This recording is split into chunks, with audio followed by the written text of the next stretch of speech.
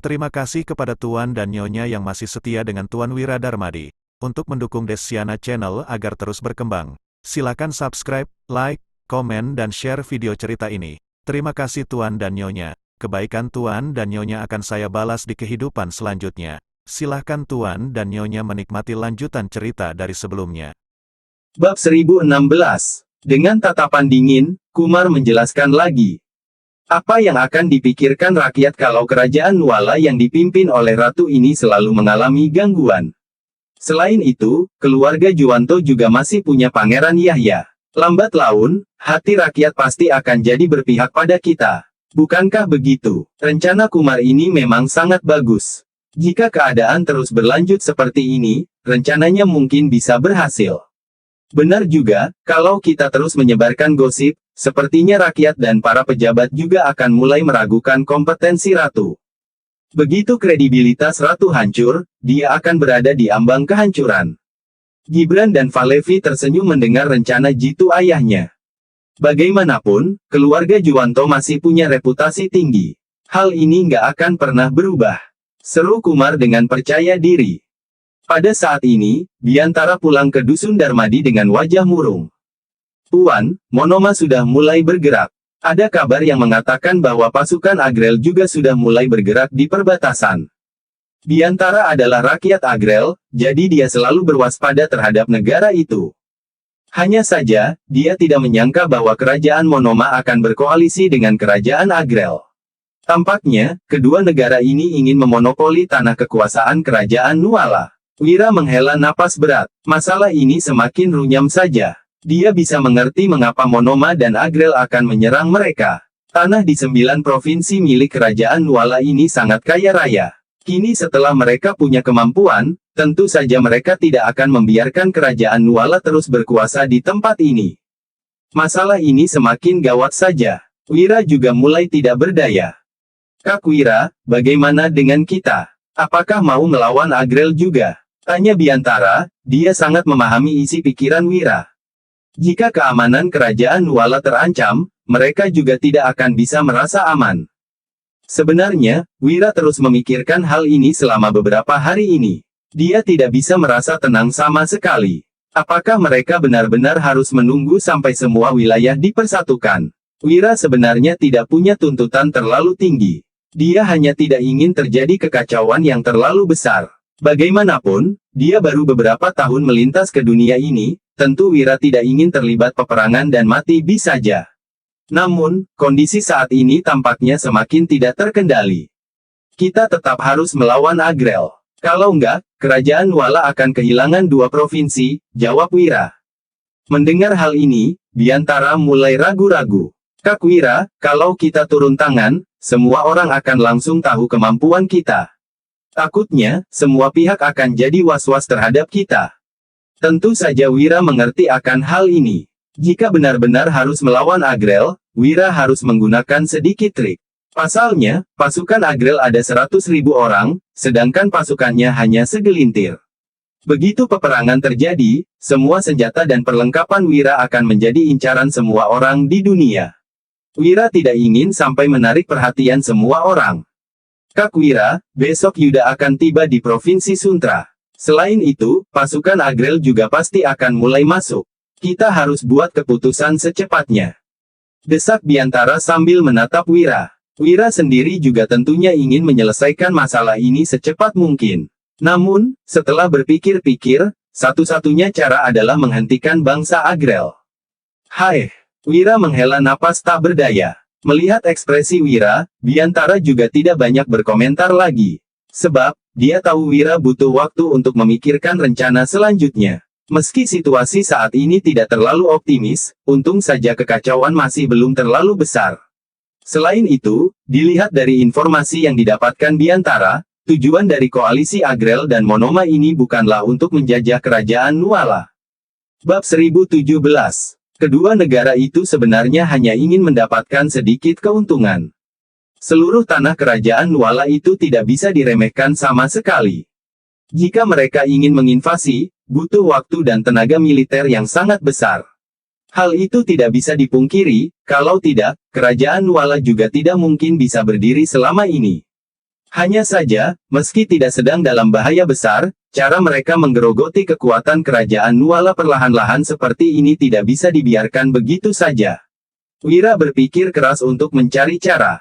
Setelah beberapa saat kemudian, dia baru berkata, "Biantara, sebaiknya kita nggak usah ikut campur masalah ini." Mendengar perkataan Wira, Biantara langsung tersentak. Jangan ikut campur. Kenapa? Biantara tidak paham dengan keputusan Wira. Jika Wira tidak ingin terjadi kekacauan di negeri ini, lantas mengapa dia tidak mau ikut campur? Wira menarik napas, lalu menjelaskan. Kalau kita ikut campur, kekuatan kita yang sesungguhnya juga akan langsung ketahuan. Baik dari pihak istana, keluarga Juwanto, maupun keluarga Barus, semuanya akan merasa was-was pada kita. Kalau sampai hal itu terjadi, posisi kita juga akan semakin berbahaya. Meski aku nggak ingin melihat kekacauan di negeri ini, posisi kita akan semakin berbahaya kalau kita sampai menunjukkan diri. Aku nggak bisa mengambil risiko dengan nyawa kalian. Biantara menganggukkan kepalanya mendengar penjelasan Wira. Memang benar, mereka pasti akan ditakuti semua pihak jika sampai menunjukkan kekuatan asli mereka. Bagaimanapun, perlengkapan senjata mereka ini sangat canggih. Mereka bahkan punya senapan dan granat. Kedua, gejolak di negara ini tidak bisa dihindari. Kalaupun kita berhasil mencegahnya kali ini, tetap akan ada serangan lainnya yang menyusul di kemudian hari. Takutnya, setiap kali serangan akan menjadi semakin hebat daripada sebelumnya. Lebih baik kita mengikuti arus dan tidak merusak kejadian yang sudah telanjur terjadi. Memang kedengarannya sangat kejam, tapi ini tidak bisa dihindari. Lantas, apa alasan kita menunda kejadian yang akan terjadi? Pemikiran Wira sangat sederhana, kejadian ini tidak akan bisa dihindari dan akan terus berulang. Selain itu, intensitas dan keadaannya justru akan semakin parah dari sebelumnya. Mungkin saja dengan kegagalan kali ini, keluarga Juwanto akan semakin nekat. Setelah itu, gejolak yang terjadi juga akan semakin besar. Wira sangat paham akan hal ini. Wira hanya seorang manusia biasa, bukan dewa. Dia tidak bisa mengubah takdir, apalagi melakukan semua hal sesuai kehendaknya. Ini adalah perkembangan yang terjadi di dunia ini. Semua negara tetap punya masa stabil dan kekacauannya tersendiri. Seperti sebuah ungkapan, sejarah akan terus berulang hingga masa depan. Situasi saat ini juga demikian. Dari sejarah yang diketahui Wira, negara akan terus terjadi perpecahan dan kembali bersatu berulang kali. Tidak akan ada keamanan abadi yang terjadi. Jadi, Wira juga tidak ingin terlalu banyak melakukan intervensi. Selain itu, dia juga tidak bisa melakukan hal itu. Aku mengerti, Kak Wira. Tapi kamu tenang saja, kekacauan kali ini tidak akan terlalu besar. Kerajaan Agrel dan Monoma memang sedang bekerja sama, tetapi mereka juga saling menyikut. Mereka hanya ingin mendapat sedikit keuntungan dari kerajaan Nuala semata, hibur Biantara. Iya, dilihat dari kondisinya sekarang sepertinya memang begitu. Tapi, untuk berjaga-jaga, sebaiknya tetap awasi pasukan Agrel. Wajar saja kalau mereka mau mendapat sedikit keuntungan dari konflik internal kerajaan Nuala. Tapi kalau mereka mau memonopoli semuanya, aku nggak akan membiarkan hal itu terjadi. Jika pasukan koalisi itu sampai menginvasi kerajaan Nuala, akan terjadi korban jiwa yang sangat banyak. Wira masih bisa menerima kekacauan yang wajar. Dia juga bisa menerima bahwa keluarga Juwanto dan Barus menduduki kerajaan. Bagaimanapun, kedua keluarga itu adalah warga kerajaan Nuala. Setidaknya mereka pasti masih mempertimbangkan batasannya. Namun, berbeda ceritanya dengan kerajaan Agrel dan Monoma. Mereka bukan warga Nuala, takutnya mereka akan membunuh semua rakyat dan pejabat kerajaan Nuala. Saat itulah terjadinya kekacauan yang luar biasa. Bab 1018. Di bawah pimpinan Yuda, pasukannya bergegas ke Provinsi Suntra. Setibanya di sana, mereka melihat pasukan Agrel yang berjumlah 50.000 orang itu telah bersiap-siap menyerang. Pemandangan saat ini benar-benar mencengangkan dan mengintimidasi. Melihat adegan ini, Yuda sangat terkejut dan tertekan. Namun, dia tidak terlalu memperhatikannya karena dia yakin terhadap kemampuan bertempurnya sendiri. Oleh karena itu, Yuda memimpin pasukannya untuk berkemah di tempat ini. Tidak lama kemudian, tenda telah selesai dibangun. Yuda mulai menyusun strategi dan melatih pasukannya. Jumlah pasukannya memang tidak banyak. Dengan memperhitungkan tawanan perang dan bantuan dari keluarga Barus, totalnya mencapai 45.000 orang. Ini sudah cukup untuk menghadapi lawan-lawan ini. Semakin Yuda berlatih, kepercayaan dirinya juga semakin meningkat. Yuda terus-menerus memberi semangat kepada para pasukan agar bisa memberikan upaya yang terbaik kepada Ratu dan Kerajaan Nuala. Namun beberapa hari kemudian, kembali terdengar sebuah berita. Pasukan musuh menyerang dan mencoba untuk menghancurkan semua pasokan mereka. Wakil Jenderal, Zabit, melapor dengan nada bicara yang tegas kepada Yuda. Jenderal Yuda, musuh kita sangat licik. Kita hanya sempat mencegah api menjalar lebih jauh, tetapi tidak sempat menangkap pelaku yang membakar pasokan kita. Mereka sudah kabur duluan sebelum kami sempat melihatnya. Kejadian ini sudah pasti bukan sebuah kebetulan, pinta Yuda.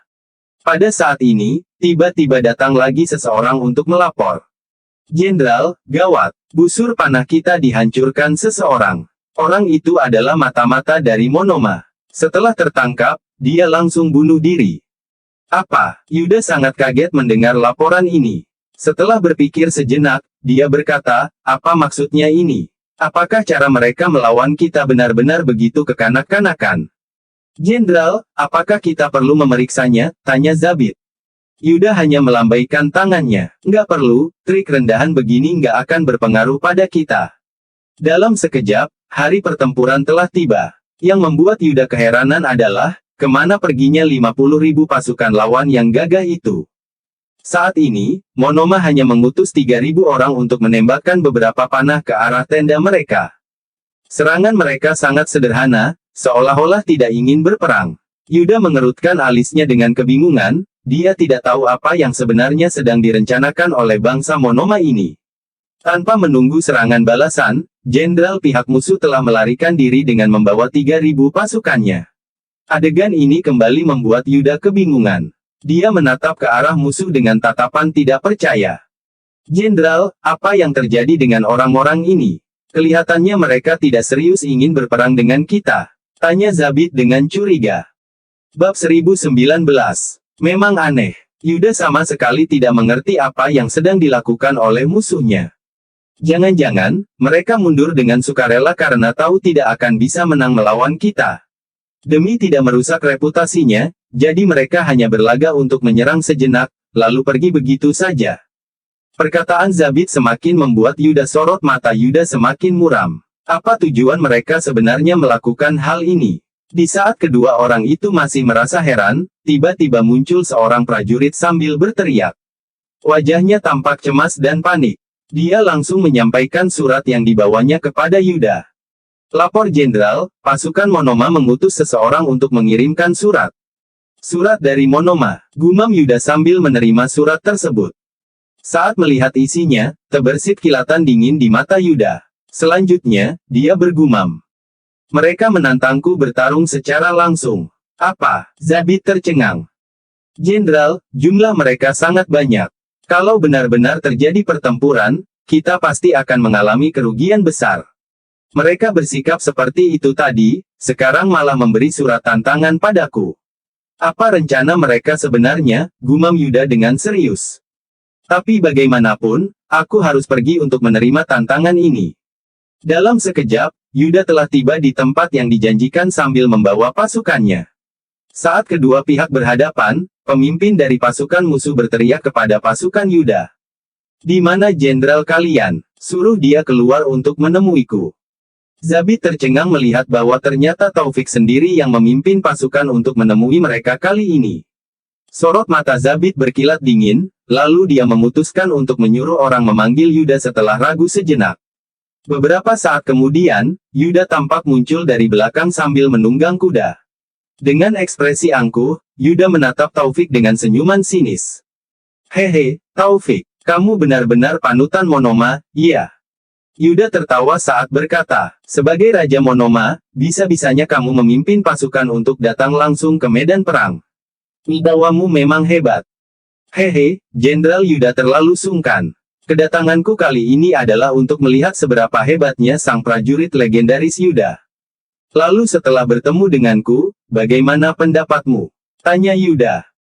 Taufik mengangguk, lalu menatap Yuda dengan kagum. Setelah bertemu denganmu, aku merasa Jenderal Yuda memang luar biasa. Ayahmu bak seorang dewa perang yang tidak terkalahkan. Reputasinya sangat terkenal di mana-mana. Jenderal Yuda sendiri juga mewarisi keagungannya, membuat orang berdecak kagum melihat Anda. Yuda hanya tersenyum. Orang yang bisa memimpin pasti punya kelebihannya sendiri. Dengan usiamu yang masih muda ini, kamu sudah bisa menduduki posisi raja. Pastinya kamu juga punya keberanian dan kecerdasan yang memikat hati rakyat. Kemampuanmu memimpin negara Monoma benar-benar membuatku kagum. Bab 1020. Keduanya saling memuji, tetapi Taufik malah menatap Yuda dengan pandangan berkobar saat berkata, Jenderal Yuda, pertemuan kita hari ini bisa dibilang sebagai jodoh. Aku nggak ingin saling membunuh denganmu. Kamu tarik saja pasukanmu. Oh ya, Yuda merasa kaget mendengar ucapannya. Dia menatap Raja Monoma dengan ragu-ragu, lalu bertanya. Apa maksud Anda ini? Apa Anda mengira aku akan takut pada kalian? Hehehe, Raja Monoma tertawa sinis. Tatapannya penuh dengan kecuekan dan sindiran. Perkataan jenderal kurang tepat. Aku tidak pernah beranggapan kalian akan kalah dari kami. Sebaliknya, reputasimu dalam medan perang sangat terkenal. Siapa yang tidak kenal dengan Jenderal Yuda? Kerajaan Nuala benar-benar beruntung punya jenderal gagah berani sepertimu. Pujian ini justru membuat Yuda semakin curiga. Kenapa begitu? Sederhana sekali, lanjut Taufik. Sebenarnya kali ini kami tidak serius ingin berperang dengan kalian. Mendengar ucapannya, Yuda semakin tidak mengerti apa yang ingin disampaikan Taufik.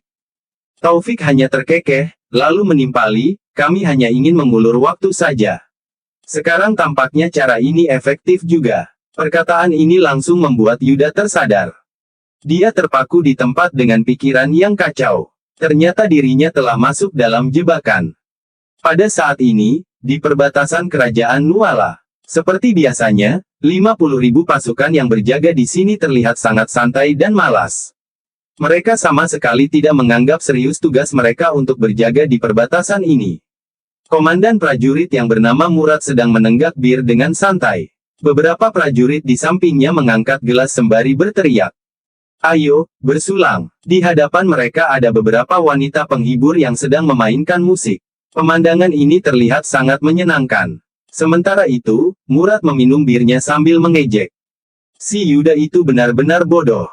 Dia pergi untuk memerangi Monoma, mana ada waktu untuk bersenang-senang seperti kita. Hehe, iya, dia itu hanya pion ratu. Setelah diperalat Raja Bakir, sekarang dia diperalat ratu. Dia ditakdirkan untuk kelelahan seumur hidupnya.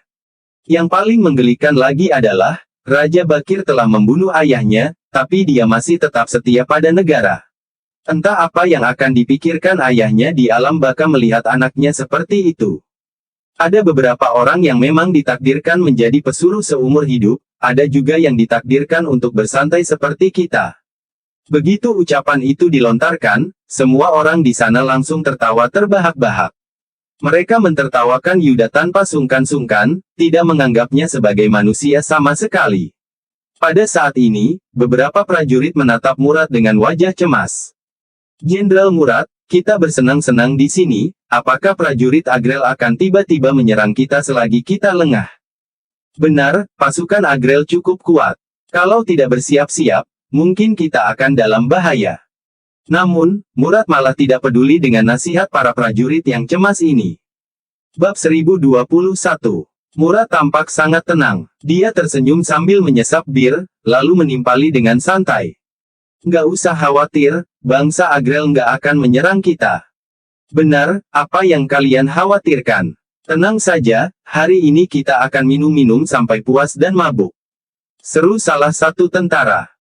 Saat ini, kecemasan dan ketakutan dalam hati mereka pun sirna. Lagi pula, jenderal sudah berbicara demikian. Untuk apa mereka merasa khawatir lagi? Jadi, sekelompok orang itu mulai minum dan bernyanyi, mereka terlihat sangat gembira. Keributan ini pun menarik perhatian Braja. Dengan ekspresi gelisah, Braja bergegas menghampiri. Dia berkata dengan ekspresi serius. Jenderal, sekarang adalah momen paling kritis dalam pertempuran kedua negara. Kita seharusnya berwaspada, jangan sampai lengah saat kerajaan Agrel menyerang kita. Begitu mendengarnya, Murad dan para tentara yang sedang menikmati bir pun saling bertatapan. Kemudian, mereka sontak tertawa terbahak-bahak. Terlihat penghinaan di tatapan Murad saat menyahut. Hehehe, masa, kalau orang-orang dari Agrel berani menyerang, aku akan langsung membunuh mereka. Sudah, lanjut minum. Seru Murad sambil mengangkat bir di tangannya dan minum lagi. Akan tetapi, dia dikejutkan oleh tindakan Braja yang selanjutnya. Terlihat Braja tiba-tiba menangkupkan tangan sambil berlutut, lalu berucap dengan tulus. Aku akan pergi mencari tahu tentang situasi pasukan Agrel. Begitu ada yang aneh, aku akan langsung kembali untuk melaporkan. Hehe, bagus. Pergi saja kalau kamu mau, sahut Murad yang sama sekali tidak peduli. Menurutnya, bangsa Agrel tidak akan berani menyerang mereka. Ketika melihat Braja yang pergi dengan terburu-buru, sekelompok orang itu pun tergelak gembira. Hahaha, Braja ini benar-benar anjing setia. Benar, Yuda nggak ada di sini, tapi Braja terus mengawasi kita. Berani sekali dia mengatur-atur kita, konyol. Sudahlah, biarkan saja dia. Kita nggak usah pedulikan dia, minum saja. Saat ini, di perbatasan Provinsi Suntra, Taufik menatap Yuda dengan ekspresi sombong. Dia bertanya dengan dingin. Jenderal Yuda, kamu masih nggak mau menarik pasukanmu? Yuda menatap Taufik dengan ekspresi serius. Telapak tangannya sampai bercucuran keringat dingin. Dia bertanya balik. Kalian sudah lama merencanakan ini. Benar sekali. Taufik berucap dengan wajah muram. Sudah waktunya dunia ini berganti penguasa. Kerajaan Nuala nggak pantas menguasai dunia. Raja Bakir hanya seorang pecundang, sekarang malah seorang wanita yang menduduki tahta. Lucu sekali, kan? Seusai mengatakan ini, muncul senyuman nakal di wajah Taufik. Dia menatap Yuda sambil tersenyum dan bertanya dengan, Jenderal Yuda, aku tahu kamu sangat hebat. Orang sepertimu seharusnya punya ambisi besar untuk dunia. Taufik mengulurkan tangannya dengan antusias. Kemudian, dia melanjutkan, Jenderal Yuda, kalau kamu bersedia tunduk kepada kami, aku akan menjadikanmu jenderal besar kerajaanku. Bersambung, nantikan kelanjutan cerita Tuan Wira Darmadi hanya di Desiana Channel. Terima kasih sudah menonton.